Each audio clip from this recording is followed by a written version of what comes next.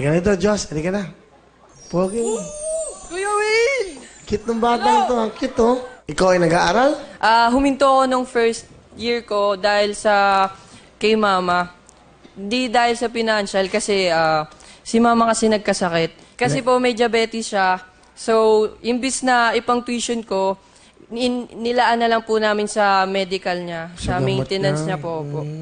Bale, pinauna ko muna po yung kapatid ko para po makapag-aral. Ilan ba kayo magkakapatid? 2 po kami. Bale, ang ginagawa ko naman po ngayon, sumasali po ako sa mga Singing contest. pageant, singing contest, yun. Para kumita ng konti. Opo, para lang po matulungan si mama. Ang tatay mo na trabaho. Tricycle driver po.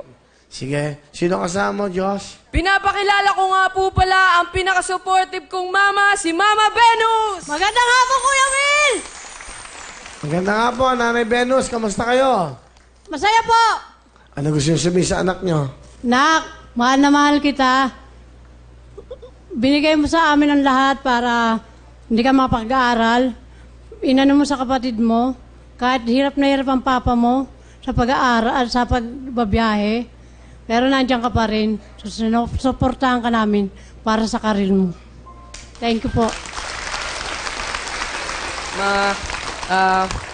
Maraming salamat sa suporta mo.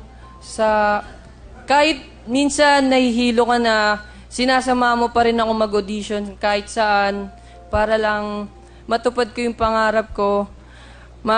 Ito na yung daan para makaahon tayo sa hirap. Hindi ko kayo papabayaan ni Papa, ni Paulo. Mahal na mahal ko kayo, Ma. Yun lang.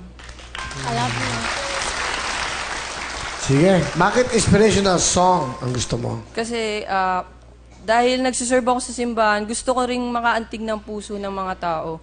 Gusto kong kumonekta sa kanila na sila may pinagdadaanan sa buhay na na hindi dapat malungkot, kailangan masaya, na nandyan lang si God para sa kanila. Ganun itong bata ko. Ganun yan.